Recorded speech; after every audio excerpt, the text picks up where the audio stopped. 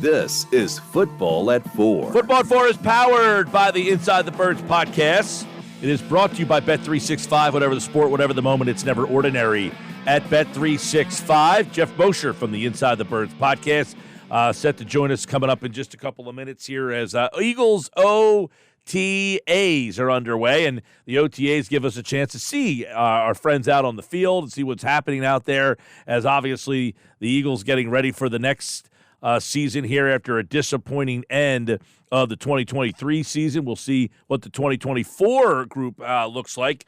We basically, have an interesting storyline already starting off here at OTAs for the Philadelphia Eagles, and that James Bradberry not there. I don't know if that's a surprise or not, but let's start with that. We had a good conversation about that whole position yesterday. I want to bring Geoff Mosher into that conversation now as he joins us for another edition of Football at 4 here on the Sports Bash Live on 97.3 ESPN. And don't forget to check out the Inside the Birds podcast, which you can get on all podcasting platforms and their YouTube channel. Just search Inside the Birds. You're watching us live on the X platform at 973 ESPN.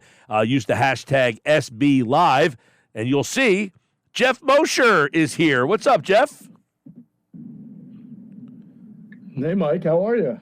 Nice summer day here, OTAs, football. That's what we're thinking about right now. I know. Do you think the Eagles would like it to be cooler? Like, it's the first day. We're all like, oh, it's nice out. Do you think today they would have liked a nice cool day, or are they okay with the heat today? It feel like training camp out there. I think that most people would probably love a 70-degree day, but I think the Florida guys, the guys from the South, guys from Texas, they probably think this is a walk in the park. Right, exactly. This is like no big deal, right? All right, let's get into a couple things. Let's start off with the really, I don't know if it's the big news or not. Did you think James Bradberry was going to show up today? Or are we surprised that he's not there? No, I'm not surprised at all. I don't know that it benefits him, and I don't know that it benefits the Eagles for him to be there. When we talked last week and did our sort of too early 53-man roster projections, we looked at this crowded house and said if Quinyon Mitchell is anything decent, like he should be the starter next to Darius Slay, and that really creates an odd situation for James Bradberry. I never felt Bradberry would be on the 53, especially after they took two corners or two defensive backs in the first two rounds of the draft. So no sense in getting him hurt, right? Getting an injury at OTAs, that wouldn't benefit the Eagles, wouldn't benefit him. So keep him bubble wrap right now. All right, so no Bradberry. The first guy out there seemingly was Isaiah Rodgers. No Quinyon Mitchell, no Cooper DeJean. What about Isaiah Rodgers? Some people thought maybe, okay, because the three guys that I saw anyway being tossed out there were Slay, Maddox, and Rodgers. Slay and Maddox, okay, they sound like the right guys. So why Rodgers on the outside? Where do you see Rodgers on this team? Well, first of all, Isaiah Rodgers missed all last year. He needs a lot of reps. He needs to show what he can do. He needs to show that he hasn't fallen behind a lot. And secondly, it's not very often that a rookie gets tossed out there on the first team. Even first-round picks, Mike, don't often get out there with the first team immediately on the first set of 11 on 11, 7 on 7. So I'm not surprised that it was Isaiah Rodgers. James Bradberry is not there. Quinyon Mitchell. I think Keely Ringo is also not there, if I'm correct. So could they have maybe put Eli Ricks out there? Maybe. But, obviously Rodgers is more veteran than any of them. He just didn't play last year because he was suspended. So now he's not. Now you shake the cobwebs off, get him out there and see what you got. Yeah, so the other guy then would be Cooper DeJean, and we're all kind of, I think to me that's one of the biggest kind of mysteries, if you will. I broke it down like this, Geoff Mosher. I don't know if I was talking to you about this on Monday or not, but I'll bring it back up. Is because you got Bradberry. We don't know what's going to happen. Let's assume he is here, and we're at training camp. Is he the first guy on the depth chart? I don't know. We'll see. You think Bradberry shows up and then they say you're entering second or third? That's a good question, Mike. We'll just have to see. I guess if he's there and he's in training camp but he's on the 53, he's out there with the first team. That would probably make sense. Okay, so then Bradberry to me was the first guy on the depth chart. He has the chance to lose the job. You then drafted a guy, Quinyon Mitchell, ahead of Cooper DeJean. So you said we value that guy more than this guy, who we said we had a first-round grade on. So you could have taken him. You took another guy at that position. So I can't imagine Cooper DeJean is higher on the depth chart than Quinyon Mitchell is right now. So at best, he's the third outside corner. Okay. We keep hearing outside corner. What about inside corner? If Avonte Maddox is healthy, I would imagine he is not performance-based that he would be replaced. His is health-based generally, correct? Generally, but I'm not of the opinion now that he can't be beat out by the job by performance. I mean, he is a good corner. He didn't play great when he came back from an injury, but the injury, you can't have the conversation about him without the injury. 100%. Even if it's even, or even if you feel, so this has been done before. I remember when this is just an example, right? You remember Brandon Boykin? I think Chip Kelly brought him in, right? Georgia kid. I think he was a third. I forget where they drafted him, maybe fourth round. He was impressive enough in mini camp and OTAs to bump Joselio Hansen out of a job. At the time, Joselio Hansen was still probably the better player. He had played in the league for many years. He was a very good nickel. But that's where the business comes in. You have a young player who you say may not be as good as that nickel now, but give me one more month. Give me that salary, that rookie salary compared to what, Joselio was making at the time in the middle of a contract, and we'll live with the growing pains. So I don't think Avonte Maddox, by experience alone and by pedigree alone, is locked into anything. And I don't think even if he's the best nickel corner in camp that he automatically gets the job. I think there are other factors that could unseat him. All right, fair enough breakdown, but I'll just say, okay, Maddox is here. He's been good when healthy. All right. Yeah. You then have Tyler Hall, who has experience playing that position. Do you throw Isaiah Rodgers in that mix or no? Well, I got to first see them put Isaiah Rodgers in at nickel, right? I mean, it's always been sort of an assumed thing ever since the Eagles got him, because the Eagles have had more of a future need at nickel, right, than outside, and that he's short. You think he's 5'9", and I think that has kind of typecasted him as an ideal nickel. But as we say all the time, with the Indianapolis Colts, he was an outside cornerback. So until I see the Eagles work him in at nickelback and more than just a rep here and there, until I see them take a serious look at it, I can't really throw him into the mix. But I think if you want to just have the conversation, sure, he'll probably get some look in there, and we'll see. Okay, so that's three guys potentially in the slot that all have, some NFL experience that Cooper DeJean does not. So correct. He's either the third outside guy or somewhere in the mix with three other guys for the inside corner spot. They want to get him on the field. I don't know where it doesn't look like it's outside corner or the inside slot right away, but I still feel he'll be on the field in some capacity. And everybody says, why does everybody assume he's going to play safety? Okay, I'll play along. He won't play safety. Then what?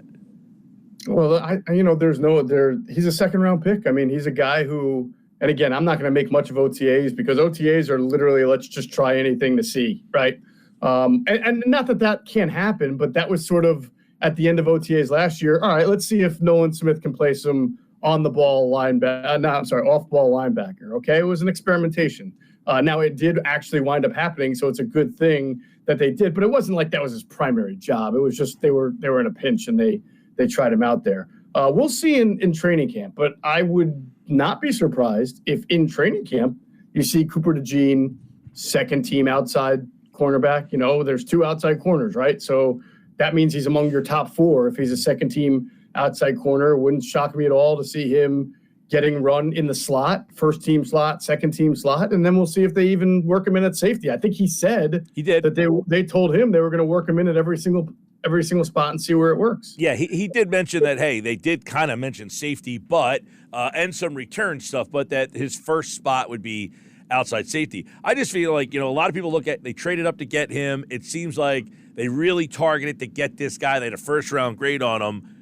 How do we get you on the field? Now, we had talked about on Monday's show or yesterday's show that, his own college website listed him as a Leo. I don't know what position that is in the NFL. Do the Eagles have a Leo? Do they want? Do they? What do you? So Is there a player on this defense that is losing field time because they want to find a way to get him on the field? It's a good question. Is it Nakobe Dean? Was he not there today? I did not see if – because he's still coming back from the injury. I don't think he was there today. Because Andrew tweeted out the linebacker pairings, and he was not in any of the 3 pairings. So I figured he was just not there. Yeah, I think they want him to be 100% and don't need him out there in the OTAs. He may do a little bit at the end of it. We'll see. I think possibly somebody could lose some time. It could be Reed Blankenship as a safety. It could be we want to play a dime and have, 6 defensive backs on the field. So we're only going to have 1 linebacker on the field, a 4-1-6 kind of look. So it could be a myriad of players who aren't seeing time because of Cooper DeJean being on the field. Yeah, that's what I meant. Is Nakobe Dean the guy that's often Devin White's just the one linebacker, and then they have Cooper just kind of roaming all over this way. One play he's on the line, one play he's playing slot, one play he's playing nickel, one play he's playing kind of dime. Do they feel enough confidence that they're just using him as kind of like a chess piece here and not using that extra linebacker? That's the one scenario I guess you could say that's how he gets on the field a lot. I just don't know how you get him on an outside corner ahead of all the other guys right now in front of him, everything's fluid unless that changes. Yeah, and I don't think that they really need or have a desire to put him there. I think they're going to want to play him where they need bodies and they need talented bodies, and nickel and interior defender, safety, if you want, in some packages, is areas where they could use good athleticism, quickness, instincts, explosion, playmaking ability. Geoff Mosher from the Inside the Birds podcast. One of the things I think that got lost in the sauce last year, you got the coordinator fired, a new coordinator came in, you had some secondary major issues back there, breakdowns, big plays, was that Jalen Carter had a great start to the season and then kind of slowed up a little bit. You wonder how much all the coaching turnover and all that kind of factored into the role that he had, the way that they used him, and why his impact in the second half wasn't nearly – he was like – he looked like an all-pro for the first 8 to 10 weeks of the season. Yeah, and now we said it was interesting how Vic Fangio talked about his conditioning. Now I know he spoke today and said he's loving Vic Fangio so far. Yes, he's a really talented player, Mike. I think conditioning is probably the only thing, and that's only again at Georgia they rotated so much. It's not like his weight is as much of an issue as, say, Jordan Davis's was. So as long as his head on straight, as long as he can hold up and play the reps, I don't think there's too much of a question about his ability to fit into the defense or to appease the defensive coordinator. If he keeps playing violently like he did last year and keeps it up, you're not a rookie anymore. It's your second year. No Fletcher Cox. You have to be dominant from start to finish. That's a big part of what he needs to be this year. Yeah, and he's going to be one guy that I find that we'll see what kind of jump he makes in year number 2 here, because, as you said, he mentioned it, because, there's been a lot of talk about Vic Fangio. The Dolphins players took another shot at him the other day, specifically in the secondary, saying, that, hey, what's different with the new defensive coordinator, Weaver? And he's a lot more personable. He's talking to the guys, a much better personality. And you get those young guys who we were talking about this the other day, is that, some of these younger players, they want the coach to be their friend, right? They don't want to be coached hard. They want a friend, not a coach. And Vic Fangio doesn't want to be your friend. He wants to be your coach. Right. There was definitely some right being thrown at Vic. No doubt. And, I had a conversation with someone about this, and I'm like, Vic has been coaching for a long time, like 2 decades, right? This is the first that I can remember that his players have either thrown him under the bus, or I know Drew Rosenhaus said some things earlier in the offseason about how the Dolphins aren't sad to see him go. This is the first time that I can really remember any team or set of players from a team really calling out Vic Fangio. But now you got to consider the source. What have the Dolphins done? Where are all their Super Bowls and playoff wins to sit here and say this guy's not a good fit for us? In fact, if anything, they've underperformed. Now I sound like a big Vic Fangio cheerleader, and I'm not trying to be. What I'm just basically saying is I just find it very strange in a guy's career where Vic Fangio's had top 10 defenses. He's also had bottom 10 defenses. This is the first time you've ever heard an outspoken group of people kind of bash him like that. And yet the people who are, what have they accomplished where they feel like it's okay to say this guy didn't treat us well? Or I don't know. Jim Johnson didn't win a whole lot of awards for being everybody's chum, but people liked him because he told it like it is. So if that's all Vic does is tell it like it is and tell you as a player what you need to do to be better, that's what all the best players I've ever talked to have ever said they wanted from a coach. Show me how I can be better, right? If he's not doing that, then I get the criticism. Well, and Fangio said, just don't like the message, that's on them. Fangio said when he got introduced was the players aren't different. It's right. the expectations around them have lessened. Like, we're not allowing them to do more. I thought that was kind of interesting. Like, he kind of did stand up for today's player. Like, no, these players, they want to be coached harder. We're not allowed to coach them harder. So they want to be better. They want to be coached harder. So, listen, everybody's person. I talked about it earlier, Moshe, in that, you could work for Barstool and say, this isn't my cup of tea. These guys are a little too fratty for me. You can go work for, Inside the Bird and say, these guys are a little bit more chill. It's not as quite as fraternity type of thing. You guys are doing similar type of things. They just might like your atmosphere better. Other people fit better in that other atmosphere where they might say, hey, the Inside the Birds guys, they're a little too buttoned up. It's a little too, stiff here. I want to go have a little bit more fun, telling poop and fart jokes over here. Like, like it's just it's not everybody's cup of tea. And, the Miami guys, for whatever reason, Vic wasn't their guy. Yeah. I mean, look at the Patriots. I don't know how many Patriots players, especially the defensive ones, right, over the years would say they want to go get a beer with Bill Belichick. I don't know. I never heard anyone say, I love this guy is a real fun guy to be around, right? No, they've always actually said the opposite, but none of them have ever questioned his ability or his greatness as a defensive mind and a defensive coach. And they've praised it. So you can simultaneously acknowledge that a guy is a little rough around the edges and not your cup of tea, but he can make you better and you would want to play for a guy like that. Would you think that the secondary guys are happy about this decision? Slay, I don't know what you do with Bradbury, but I said, Slay, Bradbury, Chauncey Gardner-Johnson, I mean, they all had their best years ever playing for John Gannon, and I would imagine that a lot of the stuff will be somewhat similar. I mean, Vic plays a lot of zone. And defensive backs typically like to play zone because their eyes are on the quarterback and it gives them a chance to make plays on the ball instead of running around with, receivers and tight ends and your back to the ball all the time. Slay is a good question only because he didn't get along really well with Matt Patricia, but I'm not trying to put Vic Fangio in a Matt Patricia box either. I don't think that's fair to Vic Fangio. I mean, Matt Patricia was known for not really treating his players well in Detroit. And that seemed to be a common theme coming out of guys who coached under Belichick in New England, trying to bring that like they earned something already to other cities. And again, this is just the first time that I can remember where guys have really come out and said, this is how we don't like Vic Fangio. If you go talk, I've heard interviews with Navarro Bowman and Patrick Willis and guys from that San Francisco team that was so good that Vic Fangio was the defensive coordinator for, and they didn't bash him. They said that he was a very good defensive coordinator who knows a lot about the game. So I just don't want to take this one incident here in Miami and label his career, Geoff Mosher from the Inside the Birds podcast. Do you put any impact on the Parker retiring here? Like, is this like something, or do you look at it like, not that big of a deal? I mean, I think it's a little significant in that, like, he's a good player when healthy. Not a great player, but he's a guy who can go in there if Devontae Smith gets hurt or A.J. Brown gets hurt and give you snaps, and he knows how to use his body, and he can make contested catches, which, we've seen Jalen Hurts get better at throwing it up to his guys. And now, I mean, just look at today, right? Who wasn't there? Devontae Smith isn't there, okay? So now you're looking at a team that has A.J. Brown, Joseph Ngata, and Paris Campbell as your top three. Like, that just shows you, his retirement shows you how thin they are in the backup tank.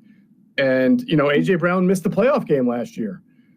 Generally, he has stayed healthy. Devontae Smith has been healthy. But you just never know. And you want to have depth at this area. You want to have veteran depth. And Paris Campbell, unfortunately, while maybe a nice backup, is a guy who also gets hurt quite a bit too. So if you want a really scary idea of what the Eagles receiving core would look like if just one of the two starters gets hurt. Go read the tweets from OTAs and see Joseph Ngata and Paris Campbell in there. Usually this is the time of the year where you find a young receiver who's like the new, used to be Mr. Lehigh, Yeah. Mr. Lehigh? Yeah. Who will be the candidate for that job this year? Oh, that's going to be Johnny Wilson. I mean, when I'm a 6'7" guy in 7-on-7s and 11-on-11s is a quarterback's best friend, right? There's no pass rush. It's a nice big target. You're going to get plenty of space wide open in the middle. I remember Jordan Matthews' first year, and everybody thought he was going to be Terrell Owens because he was wearing 81. And Mark Sanchez, or I think that was whoever it was, threw the ball to him like 11 straight times in a row. Why? Because he just gets open in the middle of a zone, catches the ball, and that's all you need in 7-on-7s and 11-on-11s. Yeah, it's funny. The last thing I want to get from you is a lot of talk about Jalen Hurts throwing the ball to Saquon Barkley today. Is that something that we're going to see added to the offense this year in your mind? Well, you better. I mean, that's certainly part of the plan when you pay Saquon Barkley that kind of money and you bring that kind of skill set into the offense. But just because it happens in practice doesn't mean it's going to happen in the game. You hope that it does. You got to see it when they say the game is real to know that it's going to matter. There was one year when they got Darren Sproles. I remember they threw like 11 wheel routes to Darren Sproles in a row in a training camp practice. Doug was really dialing that one up, and I don't remember seeing it that much in a game. I mean, they did throw to Sproles, but not with the frequency that you saw it in camp. All right, Football at 4 is powered by the Inside the Birds podcast. Geoff Mosher, of course, OTAs continue tomorrow, and we'll have plenty more on the OTAs as they continue on. They'll also be off after tomorrow. They'll be back on May 28th, May 30, and May 31st. So still a bunch more days for them to get outside and for us to overanalyze and micromanage everything that happens at the NovaCare complex. But hey, it's Eagles football. That's what we do. We're looking forward to it. Well, as we talked about it, Memorial Day weekend's here, so now you're in June. As soon as you get through June, you're into training camp month, right? So football's essentially back, right? Don't you rush my summer, Mike. Don't you do it. I won't. I dare you to ask Andrew DeCecco tomorrow when you have him on if he charted quarterback snaps and pass attempts. I'll put that on the list, all right? All right. All right, man. Geoff Mosher, everybody. See ya. All right, take care. Geoff Mosher from the Inside the Birds podcast.